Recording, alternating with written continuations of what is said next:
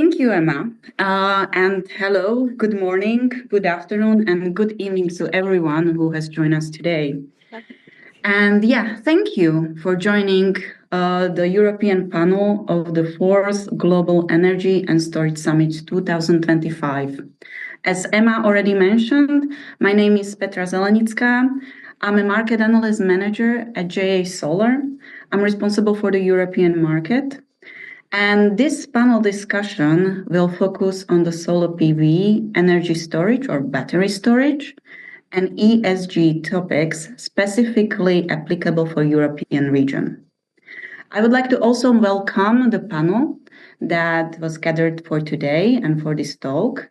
I will start with Ksenia Drey, Global Solar Supply Chain Leader at the RES Group. RES Group is the world's largest independent renewable company with over 40 years of experience on the market, not only in Europe, but also worldwide. Then I'm continuing with the second panelist, who is Michael Schmela, Executive Advisor, Director of Market Intelligence at Solar Power Europe. Solar Power Europe is the European PV association with over 320 members. Among numerous activities of Solar Power Europe, I can mention industry collaboration, shaping regulations, or publishing various reports and guidelines. Our third panelist is Michael Pino, Head of Energy Storage Europe at Axus Renewables. Axus Renewables is an independent power producer and asset management firm focused on the renewable energy sector in Europe, North America, and Latin America. I'm continuing with Saif Islam from Senior Consultant at EUPD Research. EUPD Research is focused on primary database research, certification, and consulting services. And last but not least, it's Dylan Middleton, my colleague from JA Solar, and also our ESG expert. So hello, everyone. How are you doing today? All fine? Great. So let's jump directly to the topics. And I would like to turn to you, Michael. So the European PV market has been changing over the past years. The growth of the PV deployment has slowed down recently. Where do you see the biggest changes that are happening at this very moment? Okay, maybe just to give the picture. Hi, everyone. Greetings from Solar Power Europe. So, as you said, Petra, the dynamics has completely changed. So I think last year we still had a record year. So we installed if we look at the year 27, 66 gigawatts. That's what we found out, and that's a little bit more than a year before, but only 4%. And so if we look at the previous years, we had growth rates between 40 and over 50% in 2023, which were all energy crisis driven almost, and everything that came beyond that, resilience, fear of price hikes, even people were thinking about the lights might going out. So I think that has changed. Electricity prices and also gas prices have sort of come back to normal. And so the drivers are not there anymore, which were completely on the residential side of things in the past. And we could already see in the last year that this is not the case anymore. So the residential market was decreasing quite a bit from close to 30% in 2023 to 20%. We saw a slight hike for commercial and industrial, and the biggest growth could be recorded in the utility scale segment, and we see this also to continue.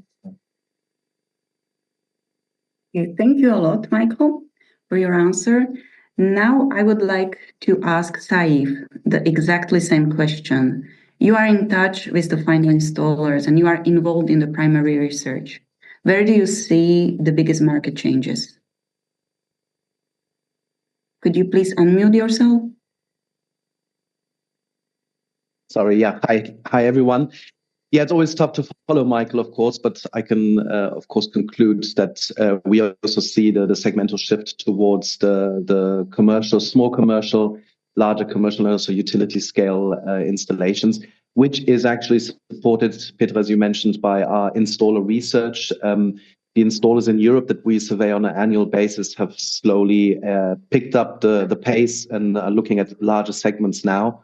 It was always still rooftop focused from our peer group, but there was a definite shift, and we also continue to, or we will watch this trend, and we believe this will grow even further. Thank you, Said. Now back to Michael. Another question. How will the solar PV market grow in the upcoming years? Where do you see the biggest potential? What we should await? So in general, of course, I think the growth rates of the past are over. So I think we will stay in single-digit annual growth rates. So we expect between 3 and 7% between 2025 and 2028. That will be still enough for the EU to meet its targets. We have a cumulative target of 400 gigawatts by end of this year, and 750 gigawatt by end of 2030. So that should all work down, but it might be tight. And so if we also think in scenarios like all modelers, and so I think the first time our low case scenario indicates that the 750 gigawatt target of the Commission might be, or the EU might be actually not reached. So if things get really worse. Still, we see, of course, there's quite some potential. So I think one should not write off the residential market. Still a need for resilience. There's a war going on, not far from us, and people have that on their mind.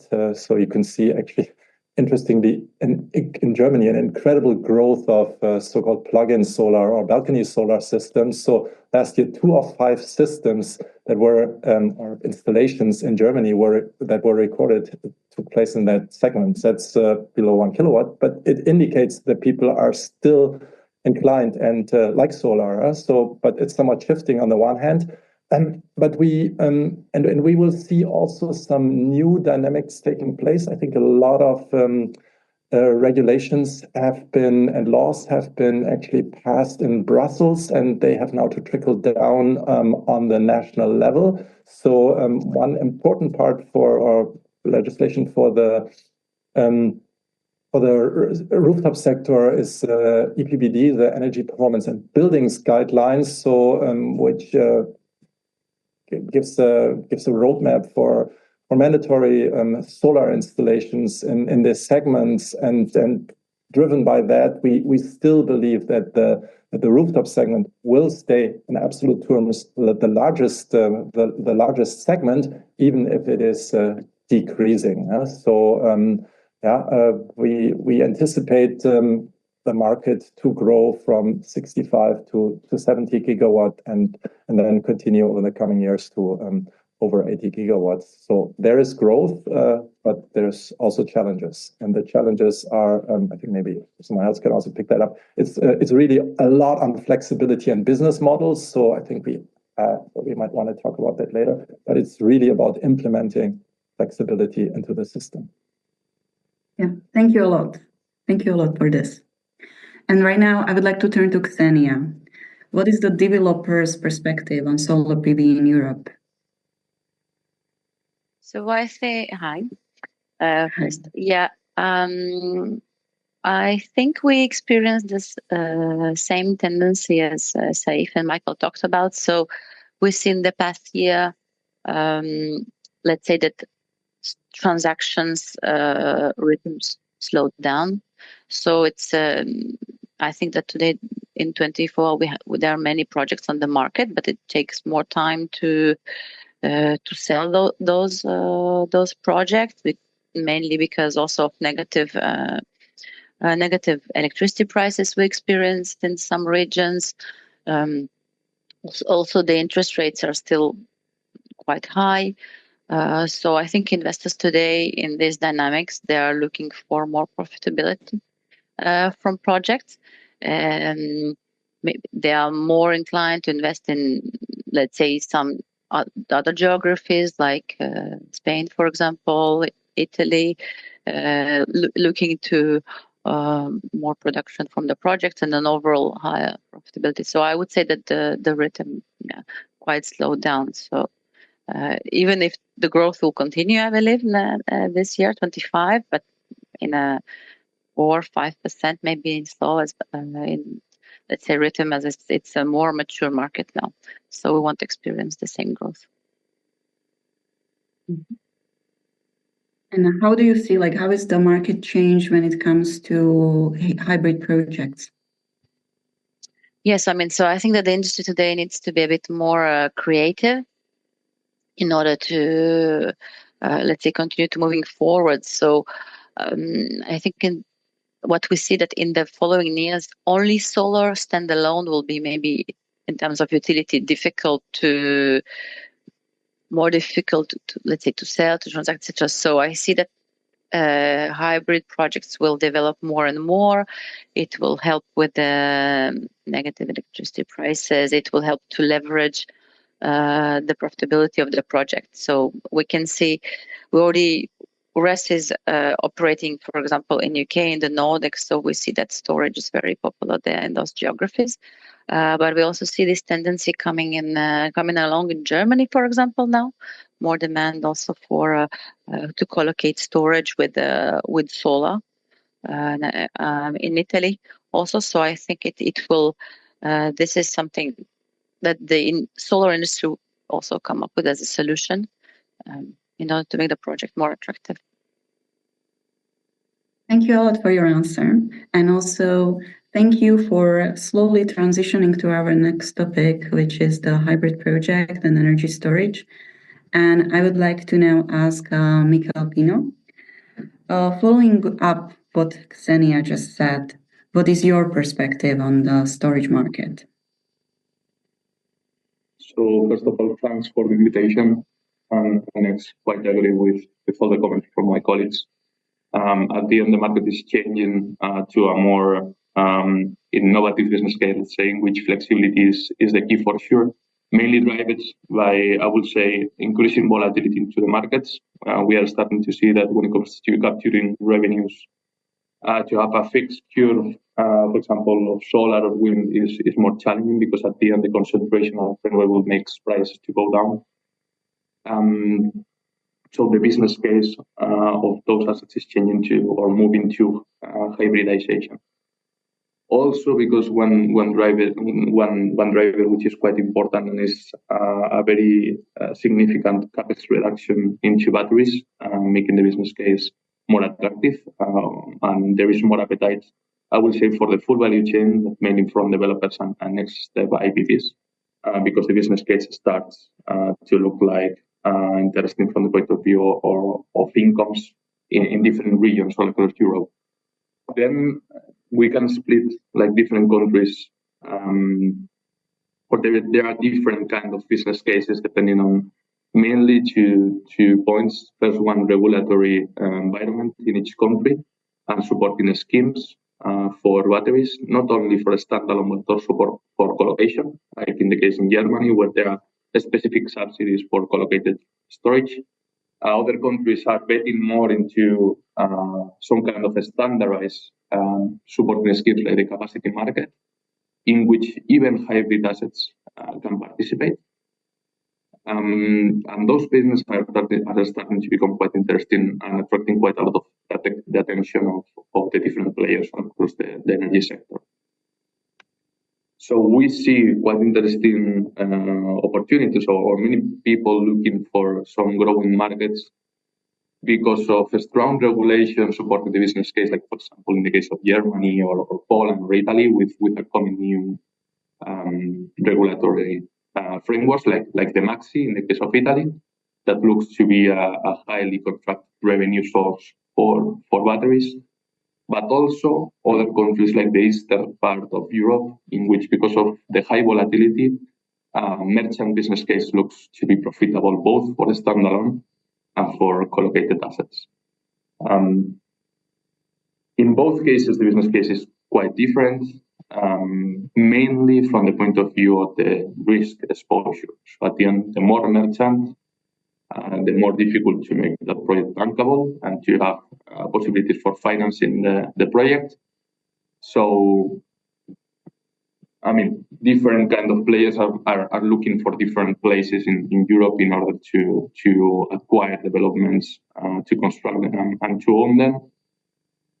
But for sure, contrary to PV, we see that there is a growing trend and that the big increase into the deployment of projects and assets will come from batteries for sure, not so much from PV.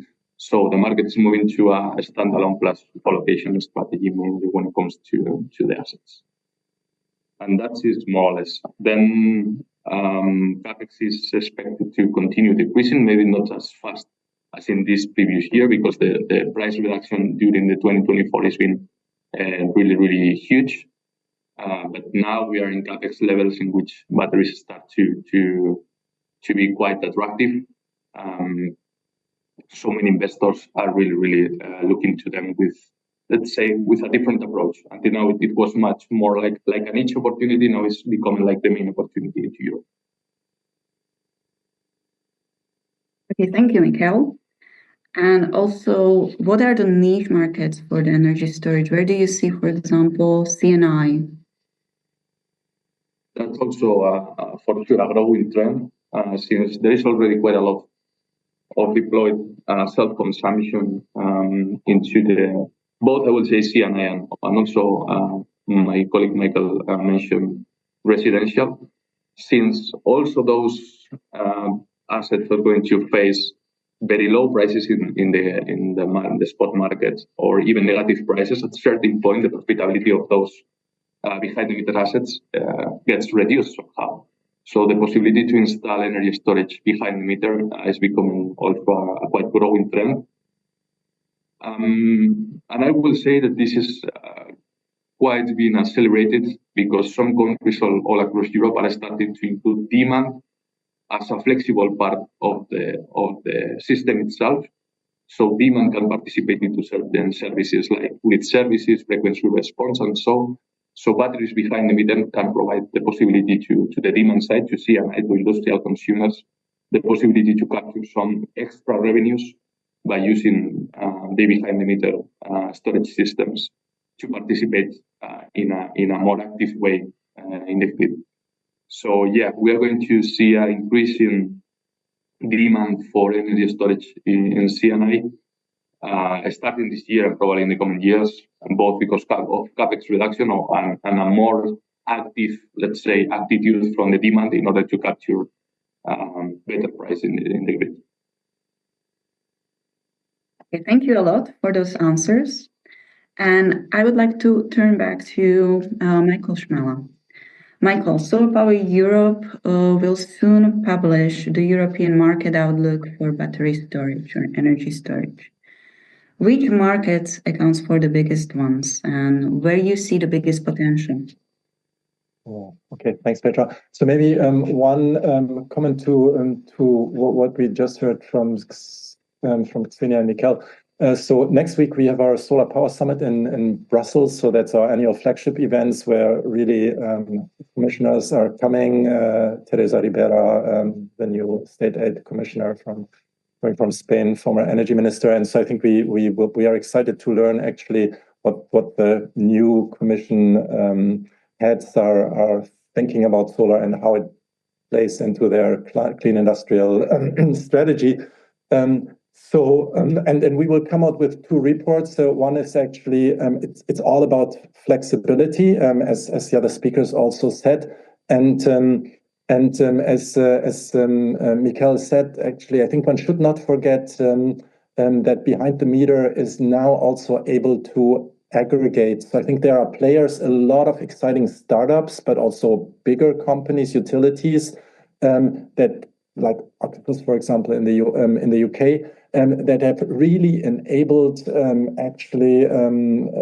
software, hardware to really aggregate storage systems, which are now in Germany, for example, installed more or less regularly with normal systems, and also sell that electricity at the market. So that means that even residential solar becomes grid friendly, and it's not about self-consumption anymore. I think that's important to see.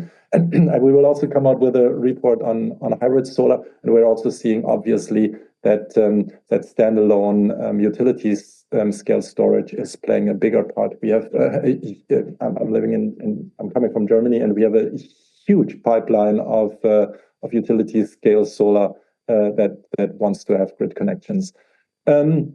But coming to the forecast, so I think we still see huge potential for growth. I think so. Storage has to catch up.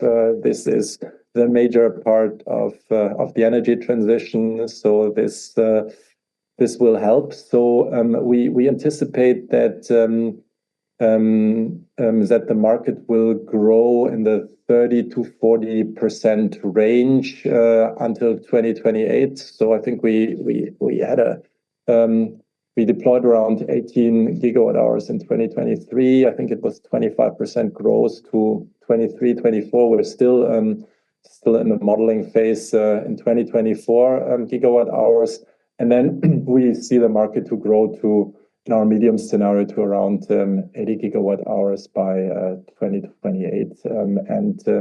So the question is, of course, what the weight is. But while it was strongly leaned towards residential in the past, it's also here moving much more to utility scale. And we see that it could be almost half in terms of addition in 2028. Behind the meter versus utility scale.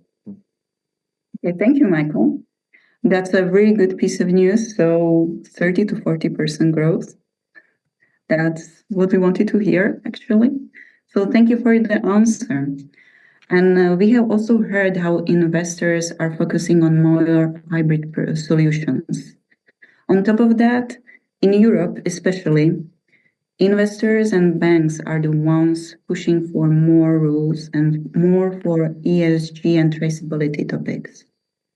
So Ksenia, the next question is on you. What is the perception of RES Group on ESG and traceability? So we have done some work on traceability and mapping of mainly solar supply chains. We're now moving towards traceability mapping on the batteries. What we would like to offer to our clients that are acquiring our projects is let's say it's a real understanding of the supply chain that let's say from till the upper level, till the more raw materials, when they are acquiring projects with the technology chosen by us. There is a big demand as we work mainly with institutional investors, with funds, especially in UK, to get more visibility over where is the material comes from. If it, for example, for the models, where is the quartz comes from, where is the MGS comes from. Also demand to understand what are the working conditions, to understand also how the supplier manages all the ESG aspects. So this is something that we came up with a strategy which allow us to bring this understanding and this transparency to the investors. Thank you, Ksenia. Next question is on my colleague Dylan, who is the expert on ESG in Europe specifically.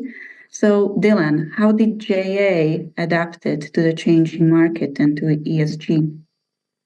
Well, I mean, it's a very rapidly evolving topic, specifically, let's say, over the last 12 to 24 months, specifically within the European market, I would say.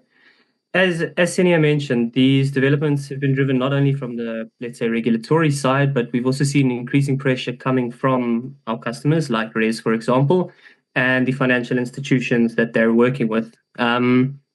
What we do see is there are some slight differences between different markets in Europe, but overall there's a major uptake on ESG requirements across the board. It's almost become one of the prerequisites for competitiveness for manufacturers in many instances. I would say that there's kind of two key aspects to highlight from our side, really. And the first would be touching on what Senia mentioned, which is obviously the supply chain transparency and due diligence. And in order to meet the market requirements that we've needed to meet, we've established a comprehensive due diligence approach, which obviously covers our own operations and the supply chain. Part of it also touches on deploying a very robust traceability system, what we at JA call ITS, which essentially gives us full transparency into the supply chain. It also includes screening and auditing our own operations and our supply chain to ensure that the requirements we put in place and that are being put in place on us are being held across the board. And when I say audits here, I'm referring specifically to independent third-party audits. We've also seen, so that's one aspect where we put those practices in place. We've also seen many customers and their financing institutions requiring individual audits, let's say, for both ESG and traceability, where they essentially contract the third party. This is really ramped up. It has led to a bit of what you could call audit fatigue for manufacturers, which is to be expected. And I think here the traction that the SSI is making has been really positive for the industry, as it allows for essentially the harmonization of specific industry standards. We've obviously, from JA side, been very engaged with the SSI. We've recently had 2 of our production bases certified against their ESG standard, which we're very happy about. The second aspect beyond, let's say, supply chain due diligence and traceability would be on lowering the carbon footprint of modules and investments, etc. So this is obviously a priority for us and our partners within the industry. Here in Europe, we've now recently, as one of the strategic actions we've taken in Europe, we've launched essentially a low carbon solar solution that we're calling ITS low carbon. What it is essentially solar modules with a significant reduction in the embedded CO2, ultimately helping both our customers meet their emission reduction goals in their supply chain, but then also their financing institutions to ultimately, let's say, lower the temperature of their investments. This ITS low carbon solar solution that we've launched here in Europe, it's a very limited traceable supply chain. It's done in accordance with the ISO 14067 requirements. It's a very positive recent development that forms part of what you could call a broader focus on decarbonization, which is obviously a priority for us. Okay, thank you, Dylan. We all know that this is a very Europe-specific topic, so thank you for all the updates that you have just given to us. And the next question is to you, Mikhail. Now comes the perspective of the Axus Renewables. How ESG requirements influence the battery storage business? So we see 2 main paths here. We differentiate quite a lot utility against client-focused solutions. So when it comes to everything related to corporates, as Dylan was saying, this is quite ruled mainly by their own clients or customers' ESG requirements. They are looking to reduce their carbon footprint. They're looking to have the more and more green solutions, not only from the energy production point of view, but let's say from the full traceability of raw materials even. So we are starting to see that some of those clients are starting to request, for example, 24/7 green baseload solutions by mixing renewable plus energy storage, in which also manufacturers and traceability on equipment itself is going to be important to be ESG, let's say, friendly or green friendly somehow. So the more reduced carbon footprint sources, the better. So for those kind of clients, we see that it is going to be quite important to develop internally in Europe enough value chain in order to be able to provide those solutions in a competitive way. On the other hand, we see utility, larger scale assets directly connected to the grid, in which unless there is regulatory mandatory mandate, let's say, really putting quite a lot of pressure into storage. The more important or the most significant driver here is capex. So at the end, I think that many players, they are not going to look for ESG themselves unless there is a regulation, some kind of pushing that.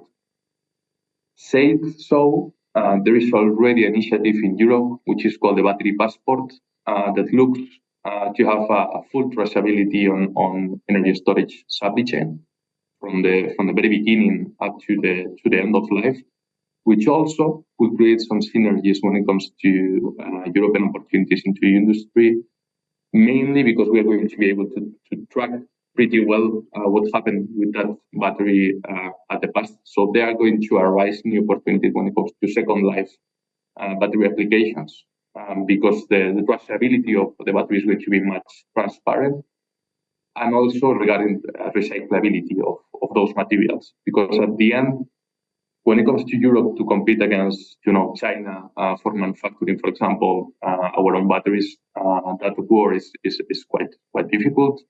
But Europe could have a chance when it comes to second life or to recycling, and to have very low carbon footprint manufacturing processes, for example, for recycled batteries. So yeah, I see that that's something for sure to track, not only from the point of view of the renewable project developer or IPP or utility looking for generate green energy, but also for the industry itself as an opportunity to increase the competitiveness of Europe. Okay, thank you, Mikhail. That was very interesting, especially about the recycling point. The next question is to you, Saif. EUPD Research has been active at auditing ESG commitments of various market players. Could you give us more insights on this? Of course. So EUPD Research has been in the sustainability business for 25 years, and with the upcoming trend and the growing trends, what Dylan also mentioned about companies moving and being more focused on ESG, we decided, because it's also one of our core businesses, to audit these companies throughout all of the industries. Now, having said that, looking and coming from the sustainability part, of course, for us, the renewable energy companies, manufacturers and utilities and so are a very special focus. And I'm happy to say JA Solar was a sponsor of our European Sustainability Week end of last year. And we had a presentation on your commitment towards ESG, and looking at the major module manufacturers, at least I can say that there is a strong, you are miles ahead at this point in time, whereas we have also been seeing that many more companies are pushing into this. So first of all, also, of course, thank you to everyone at JA Solar for your commitment. I also think that given the whole sustainability field, installers, customers want to know how sustainable are the products that we're using. We want to generate clean energy, but how cleanly are these products, manufactured? And me personally, I've also seen a lot of like right-wing propaganda towards all of this production that it's not sustainable and so. So I think players like JA Solar, the major module manufacturers, but also a lot of storage manufacturers and inverter companies need to focus much more on ESG to also make a difference maybe in terms of renewable and clean energy. Thank you, Saif. That was a very good piece of information, especially for JA Solar. And it was also a nice way how to wrap up our last question, because slowly we are getting to the end of this session. So let me conclude what we have heard today. European PV market has been changing over the past years. There was a segmental shift, first of all. Legislation has changed. New niche markets have appeared, and also the growth has slightly slowed down compared to the previous years. We can say that the market somehow became mature, but we need to face new challenges, such as negative prices, flexibility, etc., etc. On the other hand, energy storage or battery storage is not yet mature and gives us a big market potential. for the current market players. As Michael said, storage will grow by 30 to 40%, which is a huge growth. The investors are also pickier when it comes to projects and also set stricter rules on project and supply chain. The ESG rules are not uniform and differ from country to country, but what we may conclude is that they are becoming and will be more and more important in the future. So by this, I would like to say thank you to all of the panelists. Thank you for your time. Thank you for joining us. Also for the audience who joined this session. So thanks a lot. Thank you, Petra, and thank you for all our